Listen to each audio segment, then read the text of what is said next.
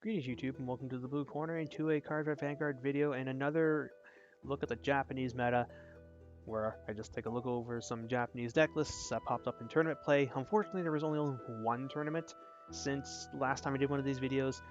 Still waiting on some more results to come in, but there is still enough in here for me to discuss because this was a 5-person team tournament consisting of 170 players, so 34 teams, which roughly it's more or less a form of Spring Pest over here. So the decks that do well here may very well see play here. I know one just very well, very may well play. Words are hard. Anyway, so let's get started. So the first place team consists of Naciel, Chaos, Thing Blaster, Diablo, and Gear Chronicle. The Naciel list is pretty standard from the looks of it. Like, just go to Different Fights channel. He explains the Naciel deck in detail over there, and he'll probably do another Naciel video at some point. So there's that. For the other lists, we have the Chaos deck, Chaos Messiah, the Diablo Dark Spray deck, the Sanctuary Guard, no, Thing Blaster. Oh my lord, he's running the original, whatchamacallit. Oh, Gancelot. Yeah, that's his name. Damn. Original Gancelot. Let's see. 12 crits? Yeah. And then the Gear Chronicle deck list. I can't make out all of it. I do not know what this other grade 2 is, but it looks pretty standard. It's nice to see Gear Chronicle back into the fold. They were kind of absent from the last tournament. So we have the first place team. The second place team consists of, what was it? Naciel, Chaos, Maiden Asha, Sanctuary Guard, and 7 Seas. So that's the Chaos. That's the Sanctuary Guard. We'll get to this in a bit. And the 7 Seas. So the Naciel list is not on here, but I imagine it's pretty much the same as the first place team. For third place, we have Naciel, 7 Seas, Liberators, Chaos, and Gear Chronicle. So, interesting to note is that Liberators are still finding ways to compete in the format. I honestly thought that much like a lot of the other set 15, 16, rather a lot of the other Legion era decks, that this would have been ultimately phased out by Strides. Only things of the power level of Revengers and Brawlers would be able to compete because they had some really good Strides, but to their credit, Libs are doing very well. I mean, they did get a good stride in their Fire Collection, so hey, and Glare is still a good card, and Aglavale enables one of the best grade 2 games out there, if not possibly the best. You can potentially fill up an entire board off with just a couple counterblasts. So this is a list that may very well be our standard bearer once the Liberator deck, once set 7 comes out over here, as Gold Paladins are in there. There's a new Liberator Legion in there. So if you're looking to pick up this deck, I would try and get the pieces for it now. Glare is not going to get any cheaper. If this deck ends up doing really well, he'll probably be a $40 card. Aglavale will probably be a $30 card, and he's already pushing 20 USD. It's silly how expensive this card is. Oh, I needed to drink something there. Let's see, Chaos, Messiah, Gear Chronicle, and 7 Seas. Interesting to note he is not running Slash Shade, he's just going full on for Night Ruin Shade, for Cannoneer, and for Negrobrook. Damn! So that's the third place team. And then for the fourth place team, we have Sanctuary Guard, Dragon, Dodex, Naciel, Chaos, and Gear Chronicle. I think this is the first time Dodex has actually done something in the last while. So let's see, so Sanctuary Guard Blaster, yes. Damn, that Blaster engine. Then for the rest of the decks, so we have Kagero, let's see, so this is Dodex featuring the Legend as a 2-of, so they basically replaced the Great with the Legend and they dropped the, Neo Flames with Berserk Lord Dragon. He cut 2 Burning Horn Dragons for, I'm assuming 3 Nahalims. Those have to be 2 Burnouts and 2 Berserk Dragons. Then for the grade 1 lineup, 4 Protect Orbs, 4 Conroe, 2 Lava Flow, 2 Calamity Tower Wyvern, and 1 Balrog.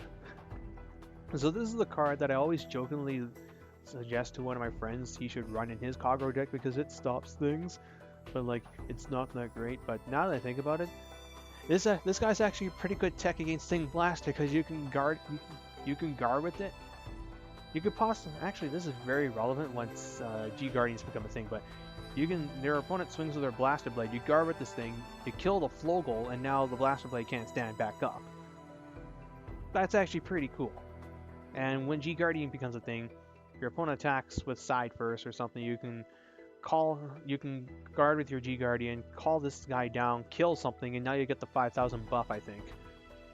So hey, good on you, Kagero, for coming back. Also, lol, he is running the Seal Dragon Stride for nothing other than flip with Vortex Desire, which I knew people would be playing. Desire is a great card, just because, oh yes, it has to hit, but it G-flips you immediately, and if you happen to stride this on top of your Legion, you get to kill 3 things for no counterblasts. In my Vanquisher deck profile, I believe I go on a tangent about how I feel that the power of Retire just is not good compared to the level of advantage that field calling and hand advantage decks are generating. It's like, yeah, you can kill 2 things with like 1 or 2 counterblasts, but your opponent gets to call a board for 2 counterblasts, or they get to draw a bunch of cards off of no counterblast. So in order for decks like Kagero to be able to function, I feel like their retire power has to be increased. Desire is a step in the right direction, but I feel like just basic retiring isn't going to cut it anymore. If you're retiring, it has to be for another purpose, like Narukami Binding or like Joker retiring after locking. In that instance, I think what Kagero needs for its next wave of support is not just retiring, but retire and draw. That way, you're basically, yeah, you're going +2, but it helps you compensate for the amount of guard you're having to throw down because your opponent went into Knight of Twin Sword, Ben on, get Richard. Oh look, a +3 for Counterblast 2. What the fuck? Gear Chronicle list is Gear Chronicle list, Chaos Messiah, and Nacio. So that's it for the tournament itself. Not a whole lot else to talk about. I mean, Pojo was starting to like get into its little drama over why 7Cs can beat Chaos and etc, etc. I'm not going to get into that, but what I am going to talk about is this Neo Nectar deck, because this is a very interesting creation that may end up being a bit of a monster, depending if we get one certain promo card. As what we have here is a deck that is referred to as Infinity Maiden. And the reason for that is, once you meet the conditions of this deck, you are able to perform an infinite power loop to the point where your opponent cannot guard. And basically, they only have 4 perfect cards and you're getting 5 infinite power attacks. If they don't have all of them, you win. Or basically something along those lines. Like, it's a very intricate deck, and it requires a lot of time and patience to play because it drags its game out very long. We're talking about like 9 turns on the player's end, so 18 turns total until this deck goes off and it wins. And how does it do that? Well, now, you guys remember how Angel Feather has this ridiculous play with Refros, their stand trigger, where you shuffle into the deck alongside some cards in your damage zone, you put the cards down in your damage zone, if you call another, and you happen to draw another Refros, you call it down to it again, and how that like allows you to buff up your Gavardale and your Nurse of Broken Heart lanes to infinite power levels, and your opponent just cannot guard? Well, Neo Nectar can do that too now. And how it does so is the interaction between Maiden of Sweetberry, Cosmos Wreath Lisbeth, Maiden of Flower Screen, and Multivitamin Dragon. Now, Multivitamin Dragon, as you know, has the effect of when your unit is called and you happen to have up to 3 other rear guards of the same name as that unit, they all gain 5k, or the 3 other rear guards gain 5k. What you do with this combo is you have Maiden of Flower Screen copy Lisbeth's name so that it is also treated as Lisbeth, so that whenever you call Lisbeth down, Multivitamin Dragon will buff him up by 5k. And Lisbeth's Bloom skill allows you to choose up to 5 copies of Lisbeth and have them gain a name, the ability to counterblast 0, choose it normally in your drop zone, return up to 5 copies of that unit into the deck alongside this card and draw a card. Now, the thing to note is that you can choose to return nothing from your drop zone. You can just shuffle Lisbeth into the deck and draw a card, which is what I figured was the case. And basically, your goal is to thin your deck down to the point where you have nothing but Lisbeths, and shuffle her into the deck, draw another copy, call it down, power up, repeat. But wait, there's another way to, there's an even easier way to, well, not an easier way, but there's a card that makes this easier to do, and that is Maiden of Sweetberry. Sweetberry's effect is GB1, counterblast 0, choose one of your rear guards other than itself, search your deck for up to one card with the same name as that unit, and call it, then return this unit to the deck and shuffle it. So, that Lisbeth Luth was talking about later, well, now at this point you pretty much thin your deck down to the point where you have nothing but Lisbeths and Sweetberries, and you start performing the combo. And if you draw Lisbeth, you put it down, do it again. If you call Sweetberry, you have her target made a flower screen, call down a Lisbeth, put her into the deck, and then do it again. And that's just basically what you're doing, is you're trying to draw your deck down to the point where it's nothing but Lisbeths and Sweetberries, and you just perform that loop until your power is infinite. And then by the time you've also done this, your deck will consist entirely of stand triggers. So actually you should be down to 5 cards in deck. Yeah, you should be at 5 cards left in deck, consisting of 4 Lisbeths and 1 Sweetberry. So that when you attack with your columns, it'll be Rearguard, Vanguard. You'll check 3 stand triggers, stand your infinitely powered up front row, and attack with both of them again. So you have 5 high-powered attacks, and your opponent only has 4 perfect guards. And that's basically the theory behind the deck. Now, how it does this is with an engine known with Maiden of Lost Memory and Fruit Basket itself. Lost Memory's effect is Counterblast 2, GB1. When it hits the Vanguard, you can draw a card for each copy of a card with the same name as this, and then unflip a damage for each copy of it also face up. So if you have 2 Maiden of Lost Memories in play, it's basically Counterblast 2, draw 2, unflip 2. Then you have Fruit Basket itself, a card from set 6, original set 6 or set 8, I forget. Its effect is when it boosts a Neo Nectar unit, you can Counterblast 1 and make it so your opponent can't guard, but they take no damage.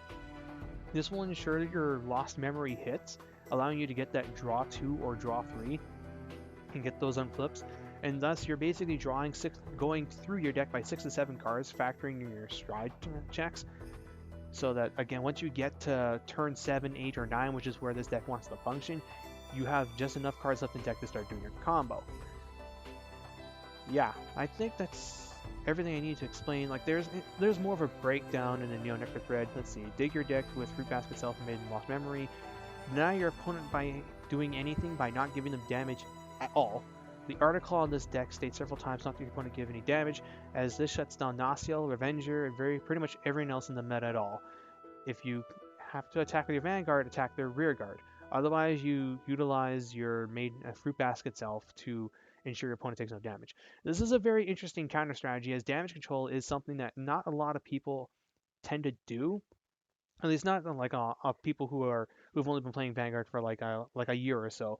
They don't think to take damage control into consideration, and that's actually quite relevant here. Like, Nasiel needs Counterblast to do its blessing. Thing Blaster needs 2 Counterblasts to do its stuff. So if you keep it at 1 Counterblast, that's great. Revengers need Counterblast, so that's not a bad idea. You have very few cards in your deck remaining to make your deck entirely Lisbeth and Maiden Sweetberry. Do the combo I talked about, so call Lisbeth behind V into flower screens, copy her name, call another Lisbeth, triggering Bloom, pump a multivitamin. Do the combo, attack with power 5 attacks, next turn draw a card, repeat your loop. And the logic behind here is that your opponent has a maximum of 4 perfect guards, and therefore they can only take 10 hits of infinite power. Changes to the deck list that have come ever since is that they have cut 1 Asha to add 1 Maiden of Trailing Rose, and cut 1 Multivitamin Dragon from 1 Lotus Maiden Yggdrasil. So this deck, I don't think we'll see play here except in best of 1 format, so Springfest, because it takes a very long time to play, but I could see someone trying to make this work, as it is an infinite loop power deck, and the novelty of the fact that Neo Nectar has these crazy things that it can do now is just wow. Like, I haven't played with this yet because I don't really think I'd want to play this on Cardfight area. I could not imagine trying to like get my opponent to sit through all of this, but it's something to take note of. In if you're thinking about playing this deck, go pick up Maiden of Trailing Rose and Rambling Roses. Until next time, though, this is Blue Star 89, jacking out.